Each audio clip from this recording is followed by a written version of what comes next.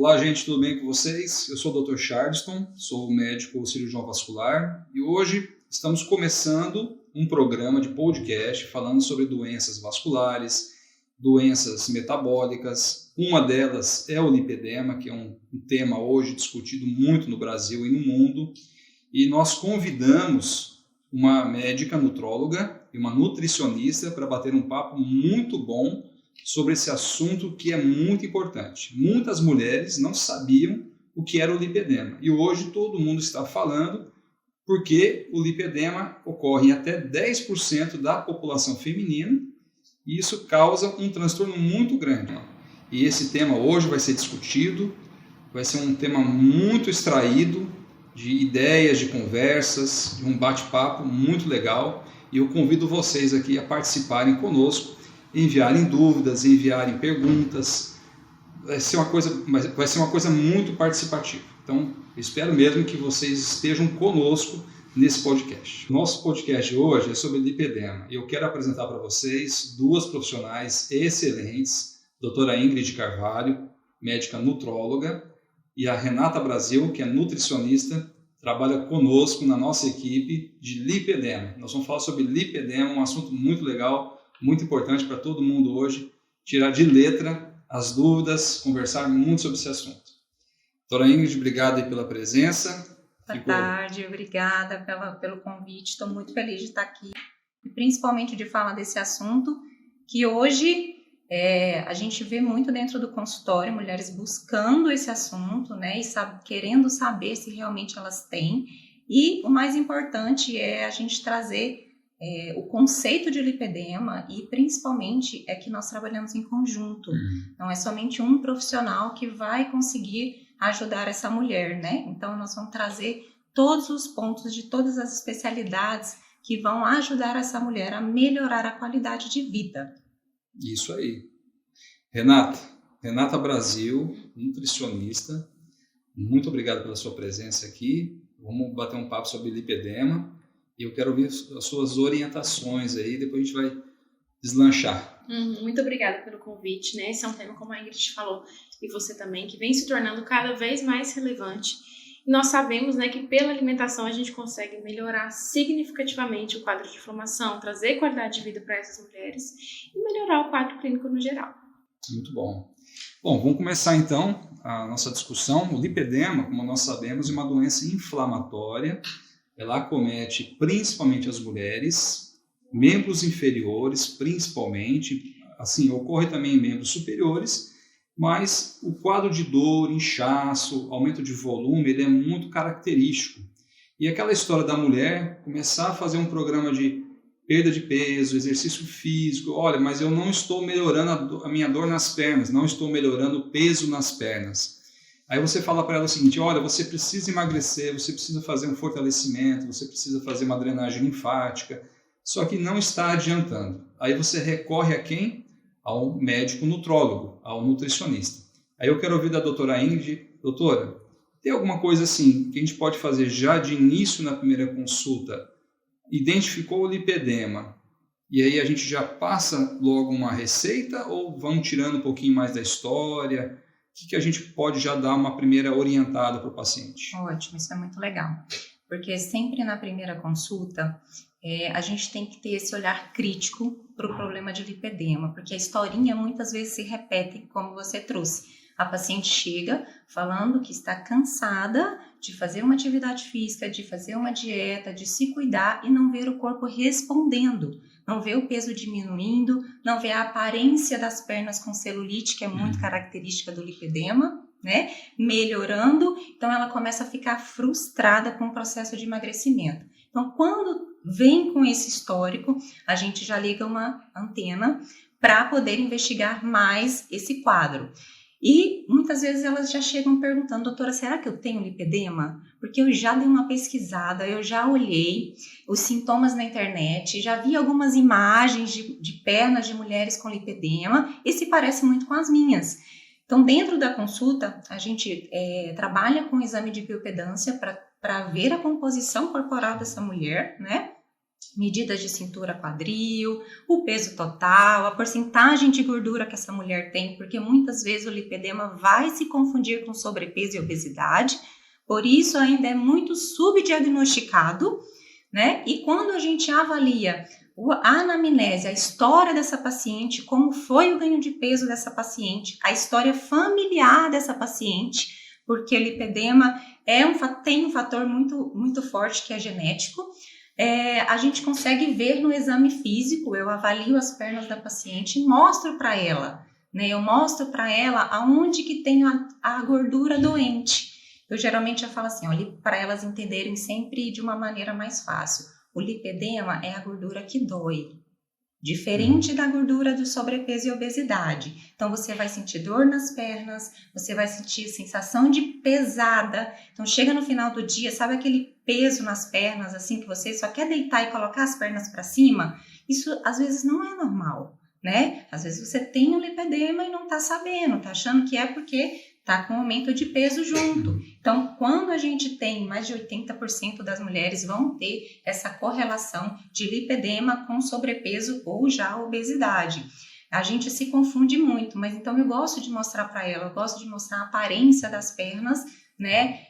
Eu até busco tirar fotos, porque a estrutura física é muito diferente, Sim. né? Aquele acúmulo no quadril, nas nádegas, nas pernas, desproporcional. Geralmente é uma mulher que do quadril para cima ela é mais fina, porque ela treina, ela faz a dieta, ela se cuida, ela se preocupa e daqui para cima responde bem. É o corpo inteira, né? Exatamente, fala, né? O corpo inteira. E eu sempre gosto de associar e mostrar para ela como o nosso ciclo hormonal das mulheres, né, principalmente, porque como você falou, o lipedema é uma doença que afeta principalmente mulheres, podem ter em homens também, isso é importante a gente falar. Sim, os homens não estão livres. Exatamente. Os homens não estão livres do lipedema. Então, é doença de mulher? Não, até 10%. Exatamente. Os homens também estão nessa lista aí. Isso, e aí eu sempre falo assim para ela, olha, vamos fazer o histórico de como está o seu ciclo hormonal, de como que você está. E aí a gente vai resgatando no histórico dela também toda a mudança corporal que ela veio tendo, desde a primeira menstruação, quando ela, por exemplo, teve uma primeira gravidez, que é uma queixa muito grande, pós-gestação. Que pode deflagrar, inclusive, o lipedema. Exatamente, é um gatilho. Gatilho, né? A gestação pode ocorrer também na questão da adolescência, no início da adolescência, com aquela tempestade já de hormônios. Ou então, após a segunda gestação, ou então com o passar do tempo, aquela mudança de dieta, o sedentarismo, que começa... Então, a mulher com 2, 3 filhos não consegue ir na academia, não consegue fazer um acompanhamento nutricional, e aí ela fica perdida. Sim. Ela fala, e agora? Como é que eu faço para resgatar? Ela só consegue perceber o problema do balde cheio quando a perna dela está cheia, né? Exatamente. Então, e aí que é o grande problema. E aí o físico da mulher, ela vem mudando no período da idade, né? Então, quando você tem uma idade fértil, a gente tem um tipo de hormônio, que é o estradiol, com maior abundância no nosso corpo, e o estradiol, ele dá o aumento dele no corpo, ele dá preferência de acúmulo de gordura do nosso quadril para baixo. E isso intencionalmente, porque o nosso corpo quer que a gente engravide, que a gente pare e que isso... ele entende que o nosso corpo precisa estar preparado, precisa ter uma reserva de gordura nessa região para você ter força, né, para poder ter a parte de fertilização e tudo mais. E isso acontece na mulher com lipedema, e às vezes ela não percebe, ela acha que é um perfil físico dela já, de ter o tronco superior fininho, os braços finos, a cintura fina e um quadril muito mais largo, desproporcional para o corpo dela. E aí vem período gestacional, quando chega no período da perimenopausa, né, ou já na menopausa, esse perfil começa a mudar. E também é um fator... É outro fator de problema, porque a mulher entra numa fase que ela já começa a diminuir um pouquinho a força muscular, ela já não tem aquela resistência, ela começa a ter uma fraqueza geral.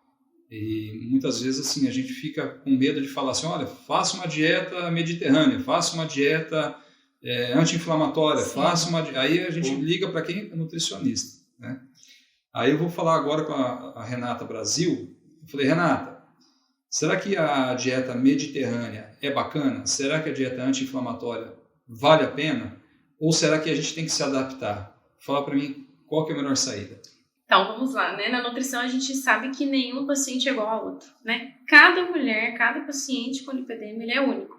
Então, a estratégia cetogênica funciona muito bem, a estratégia da dieta mediterrânea também é muito boa, e todas elas vão combinar para uma redução da inflamação também. Uma dieta low carb muitas vezes cabe nesse caso do paciente também, mas a gente precisa avaliar caso a caso. Em comum a todos eles, nós iremos reduzir os níveis inflamatórios e também fazer uma manutenção desse percentual de gordura, né? Porque a gente vai unir o útil ao agradável. Então, a gente quer trazer qualidade de vida, mas também trazer um resultado estético que vai deixar aquela mulher satisfeita. Então, com a alimentação, a gente consegue melhorar muita coisa, a gente consegue ajustar gorduras boas na dieta e reduzir os carboidratos refinados, os industrializados, para melhorar essa qualidade de vida. Açúcares, né? E quando a gente fala assim, açúcar, a pessoa pensa só no açúcar branco. Fala, mas eu não como açúcar. Mas ela esquece que ela está comendo o pãozinho o tempo todo, a bolachinha. O açúcar não é só o açúcar que nós conhecemos, né, da prateleira. Não, o macarrão. O macarrão, o carboidrato. Não que seja geral, o vilão de tudo, né? Pelo amor de Deus. Mas isso, em excesso, pode realmente piorar, né? A gente sabe que muitas mulheres com lipedema, ela nunca tá sozinha com lipedema, né? Ela tem uma depressão e uma ansiedade junto, geralmente. Fatores psicológicos associados, transtornos alimentares consequentemente. Geralmente, ela pode já ter uma hipertensão, né, muito cedo. Sim. Anemias também está muito relacionada, problemas tireoidianos, então toda mulher que está suspeitando que tem lipedema tem que investigar tireoide também. É isso mesmo. Tireoide. Há algumas doenças também relacionadas à hipermobilidade articulares, né, que pode acontecer. Além de outras, né? A gente tem até já alguns estudos que mostram altos relatos de mulheres muito fortes, assim, com sintomas de TDAH, né? Então, olha só o quanto isso é complexo. O quanto isso puxa outras coisas, né? O lipedema é uma doença multidisciplinar. Exatamente. Nós temos que começar a olhar assim, o paciente de uma maneira global, né? Eu falo o seguinte, que nunca ninguém é só uma doença, né? Se você pegar, por exemplo, uma mulher, eu tenho lipedema, então veja bem, ela já tem uma frustração, então ela já tem um fator psicológico alterado, ela já tem uma mobilidade, igual a doutora Ingrid falou, ela já tem uma mobilidade dolorosa, ela para subir escada ela sente dor, e muitas vezes a inflamação que ela tem nas coxas prejudica a mobilidade articular, aí você tem que recorrer a uma fisioterapeuta. Certo. Mas nós precisamos fazer fisioterapia e musculação. Mas eu não consigo perder peso. Aí eu vou no nutricionista. A nutricionista passa uma dieta específica. Mas o meu hormônio ainda não melhorou. Minha testosterona está baixa. Ou então vou na nutróloga. Aí ela descobre que tem varizes também. Eu tenho varizes. Até 50% das pacientes com lipedema têm varizes. Vou no cirurgião vascular. Quer dizer, a pessoa começa a ficar com a carteirinha do plano de saúde dela cheia de médicos, outros profissionais, fisioterapeuta, psicólogo, psiquiatra às vezes, né, precisa até fazer um balanço aí de alguns medicamentos e também tem que recorrer a outros profissionais. Então, assim, a pessoa do lipedema, ela é complexa, ela tem que entender que, eu vou partir direto para o cirurgião plástico. Será que eu vou ter sucesso? Isso é uma dúvida muito grande. Sim, nós já vimos. O que você acha disso, Renata? Você já consultou pacientes que já fizeram cirurgia plástica e depois se arrependeram?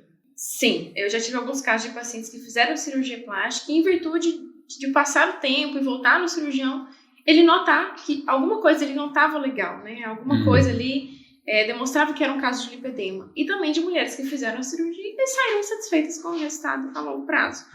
Porque vai retornar, né? Se a mulher não mudar o estilo de vida, eu acho que isso é fundamental. Ela precisa mudar o estilo de vida, criar uma rotina saudável em todos esses aspectos multidisciplinares para que o resultado venha e para que ela não fique satisfeita com o resultado estético. Sim. Ingrid, eu entrei num grupo de WhatsApp de espião. Eu entrei num grupo de WhatsApp de mulheres que fizeram tratamento para lipedema. Certo. Aí o que eu ouvi de queixa? Olha, eu fiz a cirurgia para fazer a lipoaspiração das pernas, estou com muitas dores, estou fazendo aquela drenagem, estou fazendo aquele tratamento com fisioterapia, só que não está melhorando a minha dor. Porque, final do ano, eu fui e chutei o balde. Sim. Comecei a tomar cerveja, comecei a comer muita gordura, comecei a comer muito açúcar.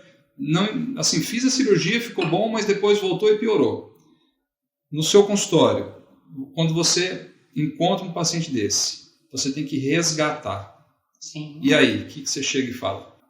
Aí eu explico para ela, né, que a cirurgia não ia resolver o problema dela, né, que o tratamento clínico, ele é importante tanto antes quanto depois da cirurgia, se for o caso de indicação de cirurgia também, porque é importante que a gente fale que não é todas que precisam, né, mas são todas que vão precisar de tratamento clínico primeiro. Então, elas precisam se readequar, né. Muitas se assustam porque acham que vão ter que fazer dietas restritas, vão ter que deixar de comer vários tipos de coisa, e não é assim, não é simplesmente assim. É você entender o porquê da sua frustração de não mudar o seu corpo, né? E como que você vai fazer isso? Porque muitas já fazem atividade física, muitas já se alimentam bem, mas ainda não estão sabendo trilhar o caminho certo. Já tem a disciplina de se cuidar, mas não sabem como se cuidar. Então, o que a gente faz é orientar como que a pessoa vai se cuidar. E aí os resultados vão vir. E principalmente, a lipedema, uma doença crônica e progressiva. Então, o que a gente quer é diminuir as dores, diminuir as queixas, os sinais e sintomas que essa paciente traz para a gente durante as consultas, e evitar que essa doença faça progressão na mulher, né? Então, muitas perguntam assim, se não tem um tratamento específico, se não tem um remédio específico, né? Se cirurgia não é para todo mundo, para que eu vou cuidar? Se eu já estou, né? Por conta disso, porque elas esquecem que é uma doença que está acompanhando. Exato. Ela tem estágios, né? Ela tem estágios, ela exatamente. Tem fases de melhora e de piora. E aí, se você não der esse suporte inicial... E quando você aprende assim, a andar no caminho certo para cada uma, como a Renata falou, cada uma é de um jeito. Às vezes não é a mesma dieta cetogênica que vai dar certo para outra, porque a dieta certa, a dieta boa, é a dieta que a paciente consegue seguir. Exatamente. Sim. Né? É a que ela consegue seguir, é o que vai dar Você chegou a fazer algum teste assim, de dieta? Tipo assim, olha, eu acho que a mediterrânea ela é melhor, ou a cetogênica é mais pesada? Qual que você falou assim, essa daqui eu acho que os meus pacientes aceitam mais? Eu acho que a dieta cetogênica, nos primeiros 30 dias ali, quando a gente faz diagnóstico, a paciente vem totalmente inflamada, né? Por ser uma doença inflamatória. A paciente vem inflamada. Tira o açúcar total. A gente tira, exatamente. Não tira é low açúcar. carb que fala, né? É digamos assim, ausência total, né? De carboidrato. É mais ou menos, né? E na verdade, quando a gente fala de uma dieta cetogênica, a gente está dando mais valor, vamos dizer, às gorduras boas. Isso. Então, a gente precisa aumentar esse percentual de lipídios de forma saudável, né? Porque esse maior é o que acontece quando a pessoa faz por conta própria, até um nível seguro, que não vai prejudicar os exames bioquímicos, nada disso, mas que a gente consiga gerar uma cascata de melhorar essa inflamação. Então, a gente consegue aumentar essas gorduras saudáveis, consequentemente, a gente reduz os carboidratos refinados, o excesso, no geral, né? Aporte proteico melhora. Fala assim pra mim, Renata, rapidão, assim, uma dieta que eu posso comer amanhã. Olha, eu tô com lipedema, tô com dores, tô inflamado. No café da manhã. Café da manhã. Eu vou comer? Assim, abacate. Abacate é uma excelente opção. Você pode adicionar também sementes, que são excelentes também, selênio, magnésio, zinco, que auxiliam nesse processo também. Então, as castanha do Pará, amêndoas, castanha de caju. Também é uma boa opção a gente incluir os ovos, né? De preferência cozidos. Sou fã de ovo. Isso aí faz sucesso no consultório. Porque eles vão trazer gorduras boas e melhorar o aporte proteico. Porque normalmente essa mulher também vem com depressão de massa muscular, né? No consultório. Que não tem a ver com lipedema, tá? Exatamente. Isso é bom a gente reforçar. Porque muitas vezes elas acham que por não estar ganhando massa muscular é por conta do lipedema. Mas não tem a ver, tá? É falta de exercício específico e uma alimentação melhor. Ou seja, massa muscular tem que expandir. Sim. Mas não é só a dieta que vai fazer a massa muscular expandir. Exato. E aí entra quem? O personal trainer, né? Também. Então, o treinador, então o profissional de educação física. E aí ele precisa melhorar o quê? O desempenho dessa paciente. Aí você, por exemplo, Dona Maria, a senhora precisa aumentar a velocidade dos exercícios ou a carga dos exercícios? Como é que você fala? Mais ou menos assim, eu vou passar uma orientação para o seu personal. Sim. O personal fala assim, tá, mas o que o seu médico falou? Vão aumentar a carga, tipo assim, peso por exercício, ou vão aumentar a frequência do exercício, mais repetições? Alguns estudos mostram, assim, que, por exemplo, o treinamento HIIT é extremamente muito legal para perda de gordura corporal em geral, tá? E a preservação da massa muscular. Então, quando a gente quer melhorar o metabolismo, porque mulher de lipedema tem taxa metabólica baixa, muito frequente. Então, quando a gente quer melhorar o metabolismo... Que sai naqueles exames de bioimpedância, exatamente. Que sai de Que eu densometria. faço em todas as pacientes e todas as vezes que elas vêm, eu coloco em cima da balança e mostro para ela como que nós estamos evoluindo. E todas as vezes que eu sempre foco para elas, olha, não é perder peso, é perder gordura corporal, tá? Então, eu não quero que você fique pesando em balança de farmácia, porque mulher... culturalmente não pode ver uma balança. Ela sai da atividade física e já vai para a farmácia. Já vai, ela passou na frente da farmácia, ela quer subir. É aquela balança que não foi calibrada há uns 10 anos, pelo menos. E aí ela perdeu 1 litro de água de suor, eu perdi 1 quilo de gordura. Não. Exatamente. Então, calma. Né? Então eu falo para ela, olha, a partir de hoje você não vai pesar mais em balança convencional, você vai pesar aqui comigo, porque eu vou te mostrar o que nós estamos evoluindo. Então, eu mostro para ela, olha, esse mês nós conseguimos perder 3 quilos de gordura e ganhamos 1,5 kg de massa muscular. Isso é maravilhoso. Isso é ótimo. E na balança, se ela for pesar, não vai ter perdido quase nada de peso total. Ou às vezes aumenta o peso, né? Isso. Ela fala, eu tô pesada, eu engordei.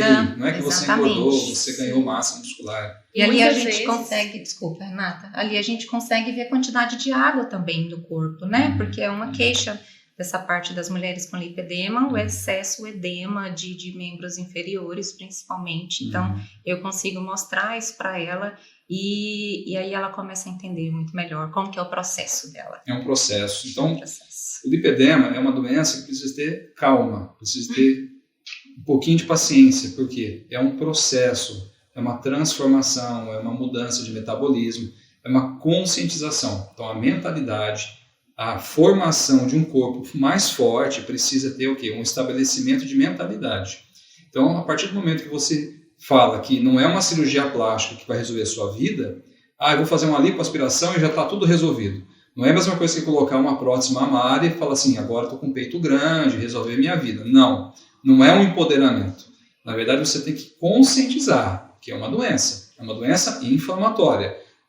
É uma artrite uma doença inflamatória? Sim. Você tem uma dor no joelho por causa de uma inflamação no joelho. Você não vai fazer um fortalecimento, um tratamento? Para o lipedema é a mesma coisa, só que você precisa ter o quê? Suporte nutricional, suporte de atividade física, mudança de mentalidade. Você tem que aceitar que isso ocorra de uma maneira progressiva, uma transformação. E aí eu pergunto para a nutricionista o seguinte, se você pegar aquela paciente com uma expectativa muito grande e falar para ela assim, calma, vamos quebrar esse gelo, o que você fala na sua primeira consulta para ela, Renata? Bom, primeiro a gente tem uma troca de expectativas, né? Vamos lá, ela precisa me falar qual ponto ela quer chegar, eu preciso ouvir aquela paciente, saber qual ponto ela quer chegar, o que incomoda ela, quais sinais de inflamação que ela tem, que além da dor nas pernas, o sono está desregulado, o intestino não funciona muito legal, que é um fator extremamente importante. O intestino, né? Isso é uma coisa que parece que agora tem um novo foco, né? Sim, a gente sabe que o nosso intestino é o nosso segundo, mas para mim é quase o primeiro cérebro, porque assim, ele é responsável por uma produção de hormônios, de bem-estar, ele é responsável por todo o nosso corpo. Então, quando a gente está com estado inflamatório, consequentemente, o intestino da paciente também está. E aí a gente precisa ter uma conversa dela realmente entender esse processo. E quando a gente fala de nutrição, nada é do dia para a noite, né? É um processo que exige um esforço maior do paciente, mas que traz resultados maravilhosos quando ele consegue se entregar ao processo. E algo que eu gosto de conversar muito com os pacientes também é sobre quando ele decidir mudar. Muitos pacientes querem mudar e muitos pacientes não decidiram. Então, esse ponto é fundamental. Que é a quebra psicológica. Você Exatamente. tem que dar aquela conversada ali, olha, vamos estabilizar primeiro o pensamento. Exatamente. Porque elas querem já na primeira consulta resolver, né? E com 30 dias resolver o problema, mas não é assim. Não é assim. A gente sabe que uma construção de hábito, ela leva alguns dias, né? Alguns meses, às vezes. Mas é super viável de acontecer. Eu vou contar uma coisa aqui, Ingrid, que quando eu comecei a correr, a gente estava batendo esse papo sobre corrida, e aí eu descobri uma coisa, eu sou intolerante à lactose. E quando eu corria, eu fazia 5, 10 quilômetros, eu parava ali mais ou menos no quilômetro 5, uma dor abdominal, um aperto. Eu falei, não é possível que a corrida está fazendo isso comigo. E minha alimentação não tinha regra nenhuma, eu comia o que eu via pela frente. E aí eu comecei a perceber que, através de algumas mudanças alimentares que nós tivemos em casa, por causa do meu filho, que ele tem intolerância, e de certa maneira ele estava tendo alguns problemas intestinais, aí nós todos mudamos a dieta em casa. Nós paramos de tomar leite, nós paramos de derivados de leite, então assim, a gente mudou. E aí eu percebi uma melhora na corrida, eu falei, então eu acho que eu tenho esse problema.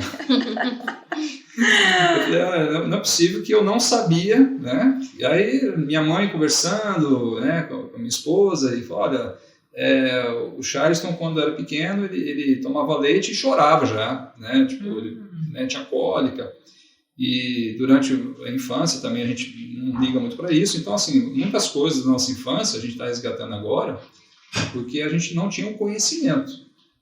Exato. E aí, quando você pega a paciente com lipedema e começa a perguntar sobre o intestino dela, começa o funcionamento e fala, olha, você sente cólica, você sente prisão de ventre, você sente dificuldades, né, de ir para o banheiro, aí você já descobre outro problema. Exatamente. É como a Renata falou, a parte intestinal também, ela tem que estar dentro dessa nossa consulta com o paciente do lipedema, porque sempre tem, e mesmo a paciente falando assim, que não tem queixas nenhuma, que tem um intestino regular, que come tudo e nunca sentiu nada, provavelmente ela tem um descontrole de quantidade de bactérias dentro, né, que algumas bactérias, elas podem inclusive nos ajudar a emagrecer. Então, provavelmente ela tem uma desbiose. Então, quando a gente começa a investigar... Esse é o nome. Isso, quando esse a gente começa a investigar... Tem esse negócio. E aí, dessa desbiose, começa a vir tudo. A gente chama de doença, inflamação crônica, né? Que ela, cada dia que você come um alimento ali que o seu intestino não se dá bem, começa a inflamar. E aí, eu sempre falo assim, a desbiose, ela também nunca vem sozinha, né? Primeiro que quase que 80% das nossas células da imunidade estão dentro da parte intestinal. Então, se você tem um intestino inflamado, você tem uma imunidade prejudicada. Então, é uma paciente que geralmente vem com queixas de todas as ites, rinite, sinusite, dermatites, e nem estava pensando em ligar manchas com na pele, manchas na pele. Ela passa a conectar esses pontos na consulta e é fantástico, né? Exatamente. Ela passa a ver que tudo tem influenciado. Que tudo tem a ver com aquele quadro intestinal dela. Eu recebo muito paciente assim, eu tenho dor nas pernas, eu tenho aumento de volume, eu tenho varizes, eu tenho muita manchinha. Eu falei, mas essa mancha estoura? Ela falou, estoura, principalmente quando eu fico nervosa. Mancha é o tal do roxo do nervoso, né? É a manchinha do nervoso. Eu falo, não, isso aí é outra coisa. Então, a gente fala que é uma fragilidade capilar, que é um processo inflamatório, que a gente sabe hoje, que piora com a alimentação, né? Exatamente. E aí o intestino inflama seu corpo e começa a vir os processos de doença, né? Então, o intestino manda mensagem para o cérebro e aí a mulher começa a ter aquela névoa de mente, né, de pensamentos, começa a ficar com a memória mais fraca, aí o intestino manda informações para a tireoide, começa a vir já um hipotireoidismo aí junto, muito... Então, tudo está interligado. Então, não dá para a gente esquecer simplesmente dele e só pensar em perder. Por isso que fala que hoje a medicina ela é integrativa. Ela é integrativa, a medicina integrativa ela integra tudo, né? Não é aquela coisa de longevidade, acaba sendo, mas do ponto de vista assim, olha, eu tenho que entender que o meu cérebro depende do meu intestino. Você tem que entender que você tem que avaliar seu paciente como um todo.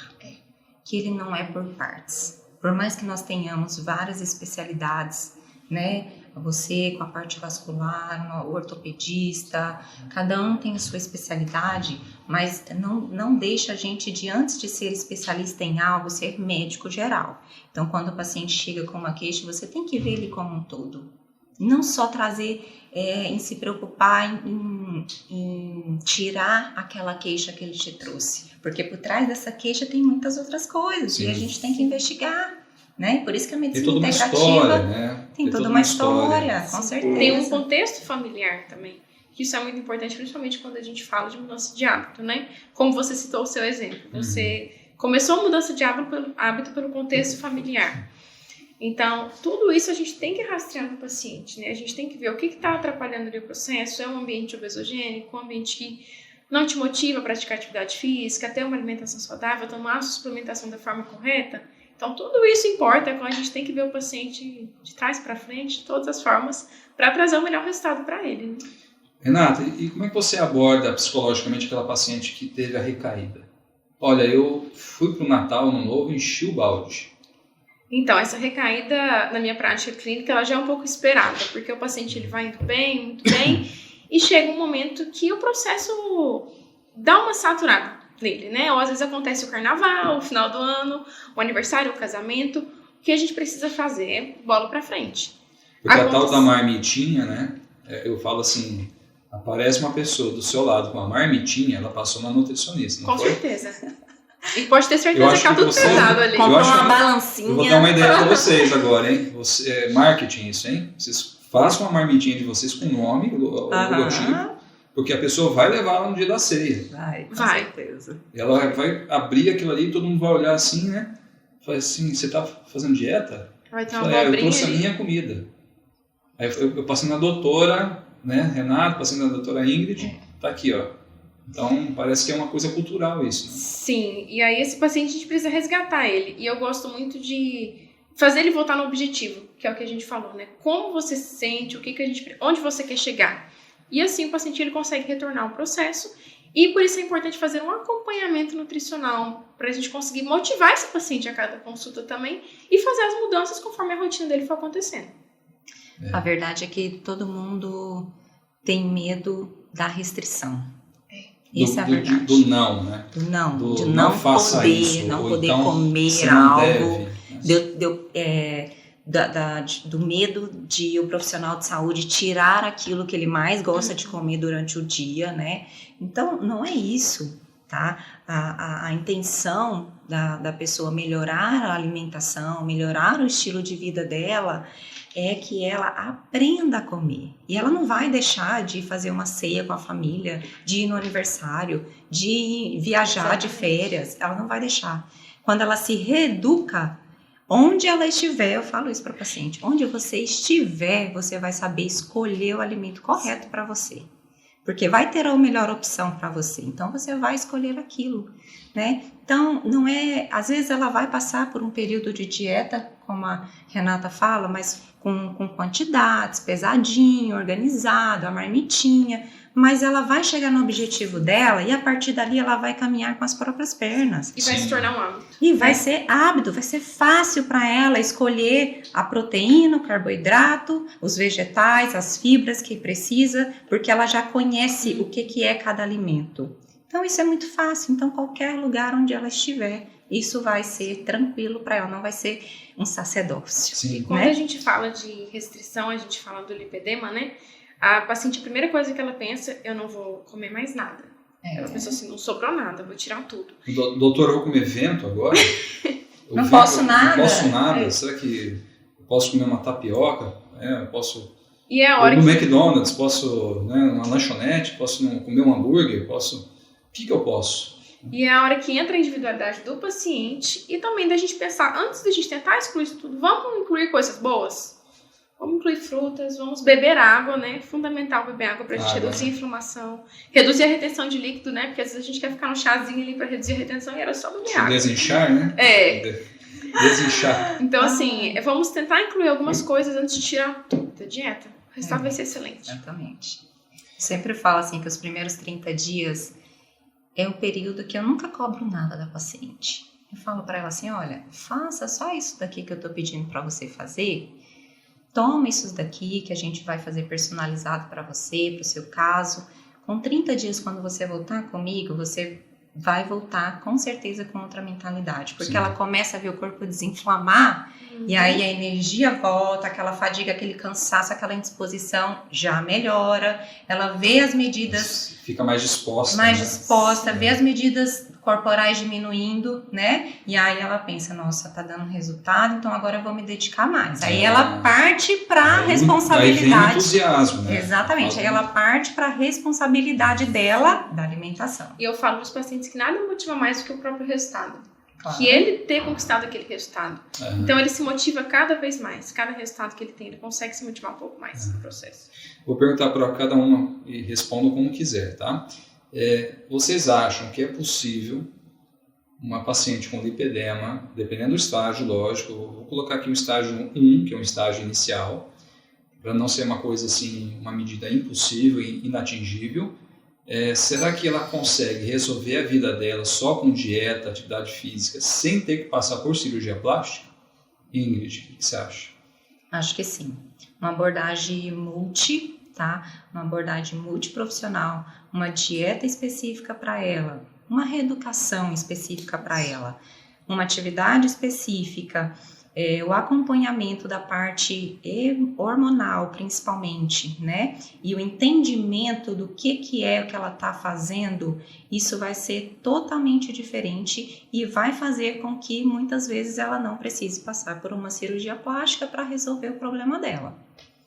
E aí, Renata? Concordo, eu acho que a gente associando esse tripé, né, alimentação, suplementação, atividade física, suplementação, medicação, né, a gente consegue melhorar a vida dela com certeza, né. Haverão casos em que a gente vai precisar sim de uma cirurgia plástica, mas que a gente consegue resolver muito bem através da mudança do estilo de vida e de um acompanhamento correto e multidisciplinar. A cirurgia plástica ela é recomendada para aqueles casos que a gente percebe uma lipodistrofia, uma alteração anatômica, uma alteração realmente de deformidade do membro. Então seria uma correção, na verdade, plástica. É considerado ainda a lipoaspiração como cirurgia estética, mas nós sabemos que muitas pacientes melhoram com a lipoaspiração. Não estou falando que não deve fazer, estou falando que é possível que seja feito, mas num estágio um pouquinho mais avançado, mas que a doença esteja estabilizada. A doença estando estabilizada, o paciente com a mentalidade pronta de que ele sabe que tem uma doença, de que ele sabe que tem uma limitação, que se ele tiver recaídas, a doença pode voltar, ele vai entender que a cirurgia plástica ela é complementar, ela não é a finalidade total. Muitos falam assim, é o topo do bolo, é a cereja do bolo. Não é. A cirurgia plástica realmente ela é muito importante, mas ela vem para ajudar, ela não vem para formar uma nova perna. Às vezes o paciente pode até fazer uma lipoaspiração, reduz um pouquinho o tamanho, mas não fica esteticamente como ele quer. Porque é diferente você fazer uma lipo de abdômen e uma lipo de perna ou de coxa, né? Então os resultados são diferentes, as expectativas devem ser diferentes e tem que ir um pouquinho de calma. Ingrid, se o paciente já fez a lipoaspiração e chega para você e está frustrado ou frustrada, e aí, o que você pega e puxa do fundo do baú?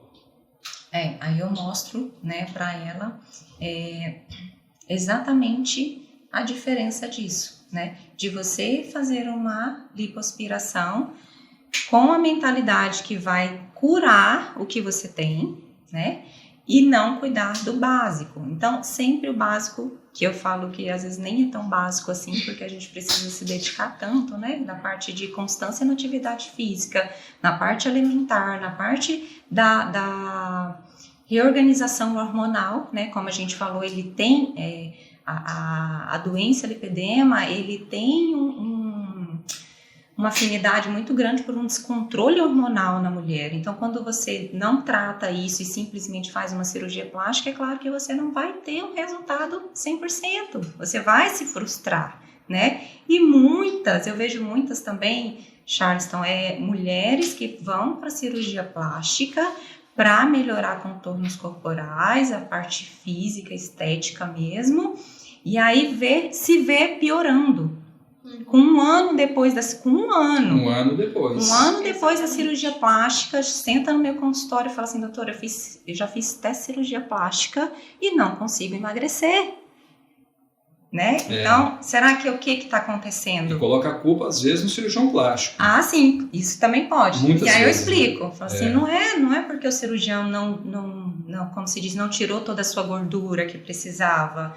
É porque a gente não cuidou do que a gente precisava cuidar. Antes da cirurgia e pós-cirurgia também. Né? Então, o cuidado, ele é integral. É a conscientização que é constância de cuidado. Né? Então, quando você começa a ter essa mudança de estilo de vida, incorpora o que você precisa, o que é importante para você, isso muda totalmente. A sua resposta clínica muda totalmente. Renata, e por exemplo, você já pegou casos assim que a pessoa já fez cirurgia plástica, voltou, teve uma frustração e ela quis reativar o programa de dieta. Você mudou a dieta dela? Com certeza, porque quando a gente fala de alimentação, ela pode mudar com vários eventos da nossa vida, né? Então, essa mulher que veio pra mim, sei lá, um ano atrás, antes da cirurgia, porque precisava, por exemplo, perder um peso pra fazer a cirurgia, ela não é a mesma um ano depois. Às vezes o processo inflamatório mudou, a rotina dela mudou, ela começou a praticar outra atividade física ou ela deixou de praticar, e com isso a alimentação precisa mudar. Mas também. Você acha que depois que ela fez a cirurgia plástica, ela deu uma desbalanceada, falou, eu tô bem, eu vou me descuidar. Aí é um fator de piora? Sim, eu acabo trabalhando muito com um rebote, né? Um reganho da ganho de gordura ali no pós-cirúrgico depois de 1 ano, 2 anos de cirurgia plástica, por exemplo. E aí realmente isso acontece, ela acaba tendo um ganho de volta desse percentual de gordura, porque acabou não mudando os hábitos, porque ela dá uma certa relaxada nesse período, porque ela a questão estética foi resolvida para ela. E aí quando ela começa a ver que ela tá voltando para um pouco perto do que ela estava, ela quer mudança. Porque ela... E rápido. Isso, e rápido, porque ela investiu, né? Então ela queria que aquele resultado permanecesse. Aliás, ela fez um grande investimento, né? Ela fez uma cirurgia estética, mas ela gastou bastante. Ela teve um grande investimento. Só que ela não teve retorno a longo prazo. Exatamente. Aí você pensa a frustração que é uma mulher dessa, né? De buscar... às vezes a pessoa se planeja muito financeiramente para fazer uma cirurgia plástica. Se endivida, vai e faz um empréstimo, se vira ela achando que a vida dela está resolvida. E eu falo assim, geralmente a paciente vem e fala assim, doutora, eu tô a ponto de ir para cirurgia plástica, porque eu não dou conta de emagrecer. Eu vou ter que ir. Aí eu explico para ela. Sou contra a cirurgia plástica? Não sou contra. Pelo contrário, eu sou super a favor. Quando você passou pelo processo que você precisa passar para melhorar, né, a sua vida, a sua qualidade de vida, a sua saúde em geral, conseguiu perder a gordura corporal, que você, até o momento, foi o que você conseguiu. Às vezes a pessoa entra em platô de perda, né? E aí a gente tem que buscar estratégias novas para ela, porque o corpo faz isso mesmo com a pessoa. Então trabalhamos bem até aqui. E agora, ainda assim, a gente tem algo para fazer reparo. Tem ali uma gordurinha que não foi embora, aí sim você vai para a cirurgia plástica. A cirurgia plástica é a cereja do bolo. Ah, sim, quando ela conquista, né? Quando ela conquista. Ela passou por todos os processos, ela conquistou. Exatamente. Ela fala, será que eu estou pronta para saborear a cereja? Então, assim, realmente eu tive alguns cirurgiões plásticos conversando sobre esse assunto, e eles falaram o seguinte, olha, não é fácil a gente operar o lipedema. Porque a frustração é muito grande devido à falta de controle clínico depois. Então, às vezes, a paciente vem com uma expectativa, fica bom, depois ela pega e se descontrola. Que não é culpa do médico. O cirurgião plástico ele tem o seu papel fundamental, mas ele não é o milagreiro. Ele não pode ser visto assim, doutor, eu vou chutar o balde e vou direto para o cirurgião plástico. Ele vai resolver minha vida. E aí esse é o grande erro, né? Uhum. Eu acho que ela consegue enxergar isso. E tem muitos colegas conscientes disso também, né? Sim. Porque eles querem realmente entregar excelência e querem que a paciente se sinta satisfeita. Então, eles são bem francos também. Chega na paciente e fala, olha, você precisa cuidar um pouco dos seus hábitos. Vamos melhorar os hábitos primeiro e o segundo passo vai ser a cirurgia plástica para fazer os reparos que não foram conseguidos melhorar. Porque o resultado que ele vai trazer para essa paciente vai ser fenomenal, comparada, né? Eu acho que o cirurgião plástico vai perguntar para a paciente, olha, você já passou no nutricionista? Você faz acompanhamento com a nutróloga? Nunca passei. Eu falo, olha, sinto muito. Eu acho que ele tem que ter um pouquinho de consciência, porque ele vai precisar. E essa paciente, ela dá um resultado muito bom do ponto de vista nutricional, porque ela tá muito motivada. Normalmente eles dão prazo, né? Não, você tem tantos meses, tantos dias para executar tal resultado, para sua cirurgia ser melhor. Então ela consegue ir muito bem. Então continuar isso pós-cirúrgico é muito importante. Sim. Eu vou perguntar para as duas aqui, mas vocês não vão responder, tá bom? Porque eu tenho certeza que tem muita gente pensando o seguinte, eu vou fazer uma cirurgia bariátrica, que é muito mais fácil, eu perco peso, não preciso ficar indo na nutricionista, na nutróloga, não preciso ficar dependendo de ninguém, eu emagreço, ok, faço uma cirurgia plástica. E aí, Ingrid, você acha que é o caminho? Não, ela vai falar agora não. Renata também não vai falar agora, porque a cirurgia bariátrica é um episódio um pouquinho separado. Então, assim, eu acho que numa próxima oportunidade a gente vai conversar sobre esse assunto, que é um assunto muito longo, lipedema, perder peso, qualidade de vida, cirurgia vascular, então está tudo envolvido. E a cirurgia bariátrica é um capítulo à parte. Então, assim, eu quero primeiramente agradecer a presença aqui da doutora Ingrid. Doutora, foi muito importante a sua presença, esclareceu demais aqui o caminho que o paciente tem que percorrer, e eu queria suas considerações finais aqui para a gente bater um papo depois, futuramente, sobre cirurgia bariátrica. Combinado. Eu que agradeço o convite, fiquei muito feliz de estar aqui, principalmente falar desse tema que já é muito corriqueiro dentro do meu consultório, então eu gosto de explicar isso para as pacientes, então é um conteúdo que elas vão adorar poder ver, estar aqui com vocês, discutindo isso, porque, como a gente falou, o lipedema é multiprofissional, então a gente precisa estar ligados na medicina integrativa mesmo. E vamos continuar com esses programas, porque ainda temos muita coisa para falar sobre lipedema, diagnóstico específico, o que a gente usa de exames, o que a gente pode usar de medicação, de fitoterápicos que ajudam a mulher no lipedema, né? Quais são mais os outros fatores que interferem na progressão dessa doença. Então tem muita coisa para a gente falar.